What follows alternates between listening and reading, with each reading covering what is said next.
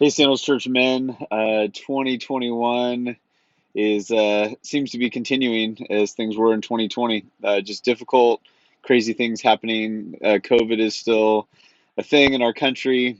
As you saw this week, we had people storming the Capitol, and yeah, it's crazy times. And so, if you were looking for 2021 to save you, it was very misplaced. And my hope is that as men, we can stand up and like I said last week, be the change.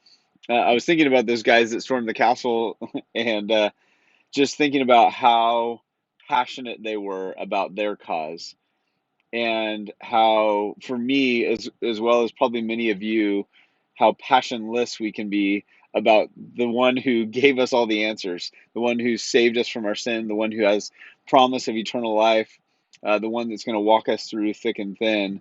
And we tend to be very passive when it comes to God, and about things that don't last, like politics and um, COVID and whatever else. Those things will pass, and all of our passion and attention is put into those things.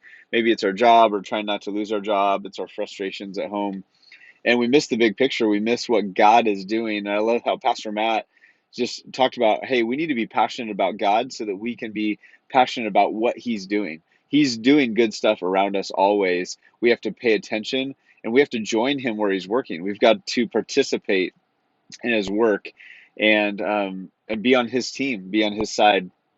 And so we've got to do this together. As we've said many times, we're stronger when we're together. And we need to enter this new year really linking arms as men to uphold the faith, to encourage one another in our faith, to encourage each other to walk with Jesus, to pay attention to Him. I feel like every conversation I have has to be about politics and COVID before we can talk about anything else. And to be honest, I'm a little tired of it. Like, I don't have much else to say, I don't have much else to hear. There's nothing new happening in either of those categories. We've all got our opinions about them. And although those are realities in our world, God has called us to supersede our reality, to be salt and light in the earth. So, salt makes things flavorful, light obviously illuminates a dark place. That's what we're called to be, not just to be swirling around just like everybody else. We don't have an anchor, we don't have a direction. And He's called us to be the direction givers. And so when we're rooted in Him, that's why I encouraged you last week to start the Roman study, to dig in. When we're rooted in Him, we are changed and we begin changing the people around us. And we get to be influencers, we get to affect people for the sake of the kingdom. And that's a powerful thing. And it may not show up on the news, it may not get the headlines, but it's the kind of work that God's called us to.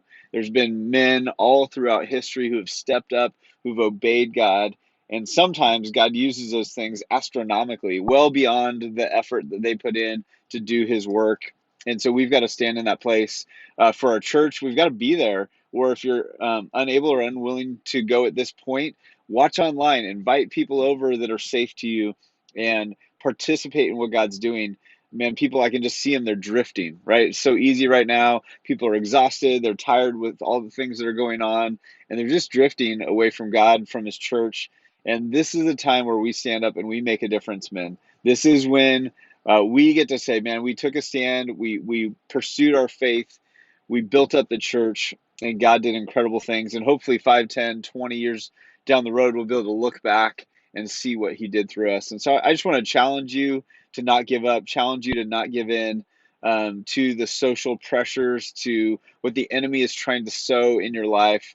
Root yourself in Jesus, root yourself in His Word, be connected to community. It's all the same things, but we need regular reminders. Challenge one another, be there for each other. If you're grieving, man, comfort one another. Pray over the phone, pray in person, whatever you're doing, man, we've got to be there for each other as men. Love you guys, praying for you as always, here for you, and can't wait to see what God's going to do in your life this week.